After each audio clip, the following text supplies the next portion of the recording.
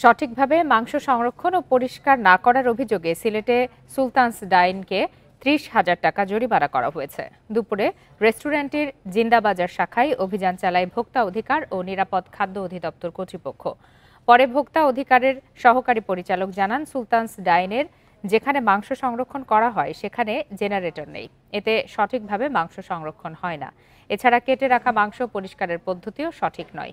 এসব অভিযোগে রেস্টুরেন্ট কর্তৃপক্ষকে ৩০,০০০ টাকা জরিমানা করা হয়। একই সঙ্গে আগামী ৫ দিনের মধ্যে মাংস কেনার রসিদ সহ অন্যান্য কাগজপত্র ঠিক করারও নির্দেশনা দেওয়া হয়েছে বলে জানান ভোক্তা অধিকারের কর্মকর্তারা।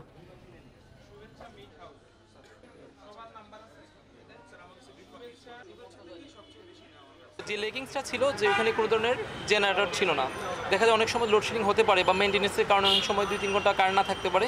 সেক্ষেত্রে মাংসের যে কোয়ালিটিটা সেটা খারাপ হয়ে যেতে পারে। মাটনগুলো যেগুলোতে পরিষ্কার করছেন বা ধুচ্ছেন, এইগুলোতে দেখা যাচ্ছে ওনারা বাঁশের ছাদযুক্ত ব্যবহার করছেন, যেটা শুধু কোনো ফুড গ্রেড নেই, বা এগুলোতে বাঁশের যে ফালিগুলো এগুলো খাবারের সাথে চলে যেতে পারে।